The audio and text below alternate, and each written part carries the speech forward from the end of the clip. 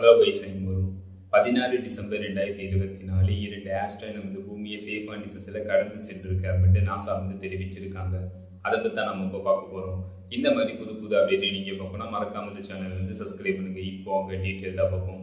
2024XY5 இந்த asteroid வந்து 16 December 2024 இந்திய நேரப்படி காலையில் 5:50 மணி அளவில் நமது பூமியிலேருந்து 35 லட்சம் கிலோமீட்டர் டிஸ்டன்ஸில் மணிக்கு 17,300 கிலோமீட்டர் ஸ்பீடில் இந்த ஆஸ்ட்ராய்டு வந்து நமது பூமியை சேஃபான டிஸ்டன்ஸில் கடந்து சென்றிருக்கு அப்படின்னு நாசா வந்து தெரிவிச்சிருக்காங்க.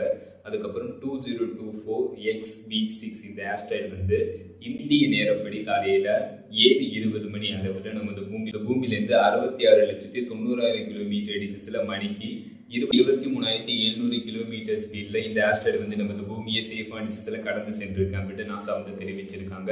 2024XY5 இந்த ஆஸ்ட்ராய்டு வந்து 71 அடி டயாமீட்டரை கொண்டு இருக்கு அப்படின்ட்டு 2024XB6 இந்த ஆஸ்ட்ராய்டு வந்து 56 அடி டயாமீட்டரை கொண்டு இருக்கு அப்படின்ட்டு நாசா வந்து தெரிவிச்சிருக்காங்க. இந்த இரண்டு ஆஸ்ட்ராய்டு நமது பூமியை சேஃபான டிஸ்டன்ஸில் கடந்து சென்றிருக்கு அப்படின்ட்டு நாசா வந்து தெரிவிச்சிருக்காங்க.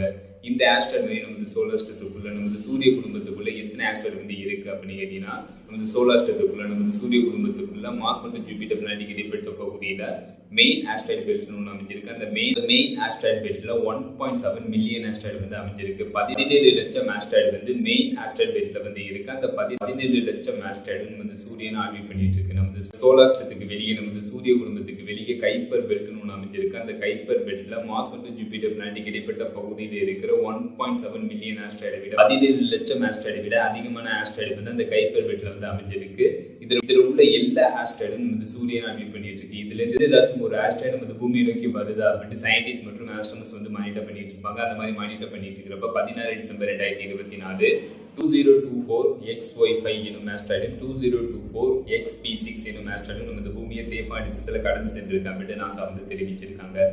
சிறிய அளவுல ஆஸ்ட்ராய்டு நமது பூமியில வந்து விழுந்துச்சுன்னா அந்த சிறிய அளவுல ஆஸ்ட்ராய்டு வந்து நமது பூமியோட அட்மாஸ்பியர்ல என்ட்ராகிறப்ப அட்மாஸ்பியர்ல எரிஞ்சு அழிஞ்சிடும். அதுவே மிகப்பெரிய அளவுல ஆஸ்ட்ராய்டு நமது பூமியில வந்து விழுந்துச்சுன்னா நமது பூமியில வந்து பெரும் பாதிப்பு வந்து ஏற்படும். இப்போ எக்ஸாம்பிளுக்கு சொல்லணும்னா 66 மில்லியன் ஆண்டுகளுக்கு முன்னாடி ஒரு மிகப்பெரிய அளவுல ஆஸ்ட்ராய்டு வந்து நமது பூமியில வந்து விழுந்துச்சு. நமது பூமியில விழுந்த அந்த மிகப்பெரிய அளவுல ஆஸ்ட்ராய்டுனால டைனோசரோட இனத்தோடு சேர்த்து 80% உயிரினங்கள் வந்து முற்றிலுமாக அழிக்கப்பட்டுச்சு.